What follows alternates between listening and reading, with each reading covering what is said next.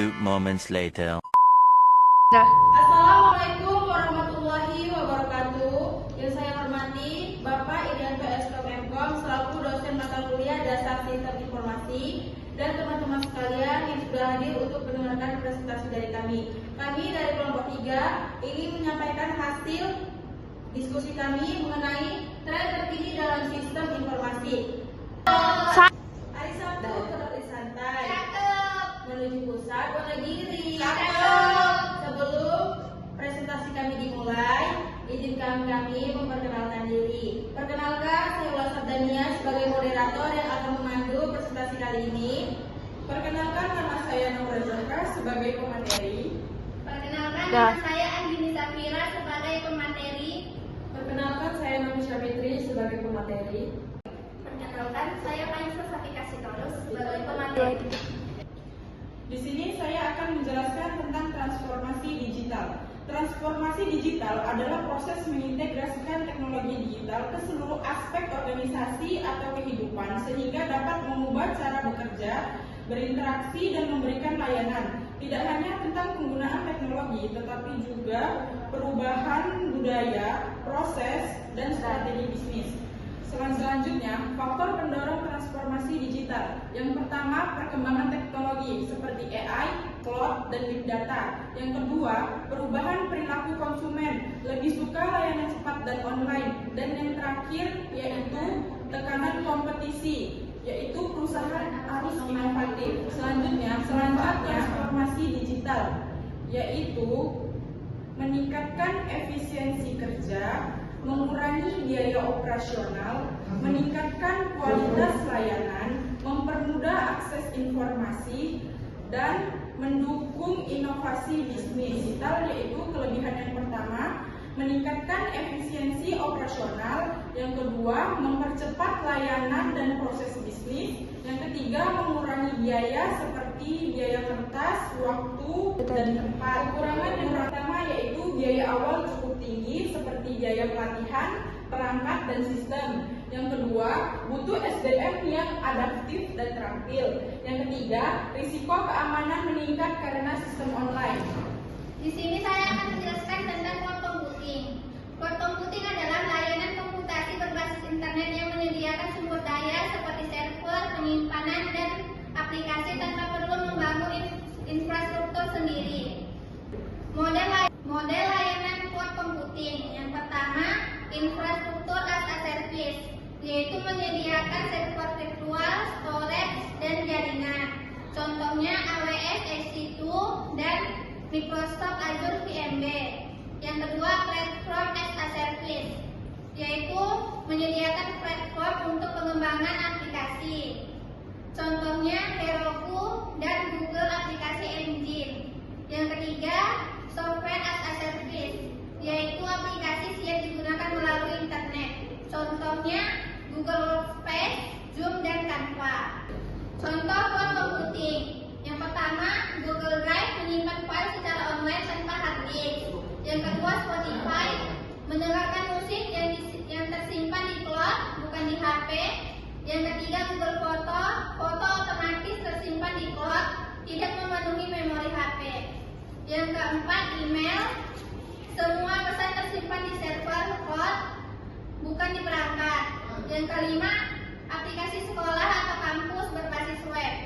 Data nilai, absensi, tugas tersimpan di cloud. Kelebihan dan kekurangan cloud computing. Kelebihannya yaitu mengurangi biaya infrastruktur, skalabilitas tinggi, fleksibel mengikuti kebutuhan, akses data dari mana saja. Kekurangannya, butuh internet stabil, ketergantungan pada penyedia cloud, risiko kesebaran data jika penyebab tidak aman. Baik, di sini saya akan menjelaskan materi tentang big data. Big data adalah data dalam jumlah sangat besar, beragam, dan cepat dihasilkan, sehingga memerlukan teknologi khusus untuk mengelolanya. Big data adalah kumpulan data dalam jumlah sangat besar yang dianalisis untuk menemukan pola, perilaku, atau informasi penting. Big data membantu pengambilan keputusan yang lebih tepat dan cepat. Namun pengelolaannya membutuhkan teknologi khusus dan harus memperhatikan privasi pengguna.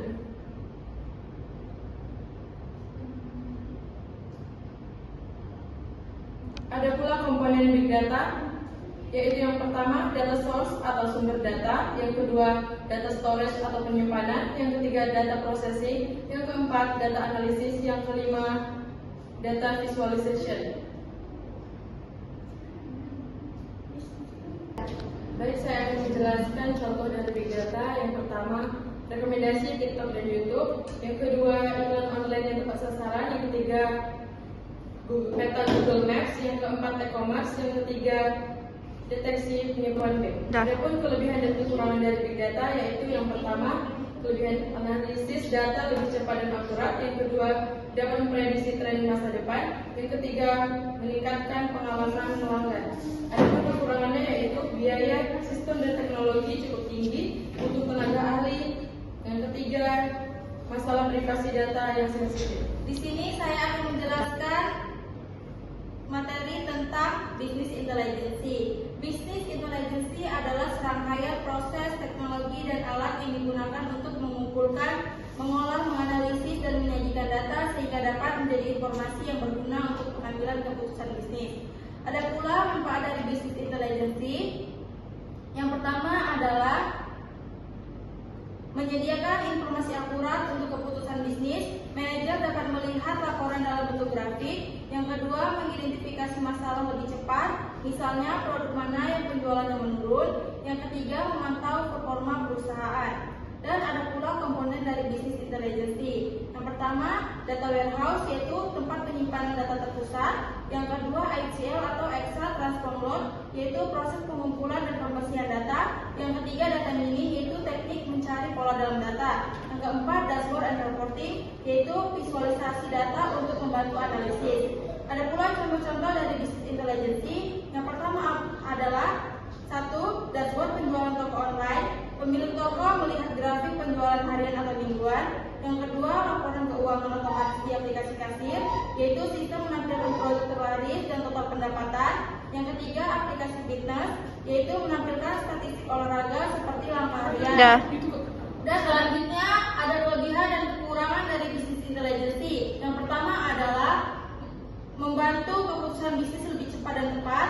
Yang kedua, memvisualisasikan data secara menarik atau dashboard. Yang ketiga, mengidentifikasi masalah dan peluang bisnis. Dan ada pula kekurangan dari business intelligence. Yang pertama adalah implementasi awal cukup mahal. Yang kedua, butuh data yang berkualitas untuk hasil akurat. Yang ketiga, sistem bisa rumit bagi pengguna baru. Di sini saya akan menjelaskan tentang artificial intelligence atau biasa kita sebut dengan AI. Adalah sebuah kecerdasan buatan cabang sistem komputer yang berfokus pada sistem atau mesin yang dapat melakukan tugas-tugas yang biasanya menggunakan kecerdasan manusia. Selanjutnya, manfaat dari AI yang pertama, mengotomatisasi pekerjaan berulang seperti chatbot menjawab pertanyaan otomatis. Kedua, meningkatkan analisis akurasi. AI dapat membaca data dengan cepat dan tepat. Ketiga, personalisasi layanan seperti di Netflix, TikTok, dan e-commerce yang memberikan rekomendasi khusus. Keempat, efisiensi waktu dan tenaga. Kelima, membantu dalam bidang pendidikan dan kesehatan. Selanjutnya, tujuan dari AI mengotomatisasi pekerjaan manusia, meningkatkan efisiensi dan akurasi. Tiga, belajar dari data dan pengalaman.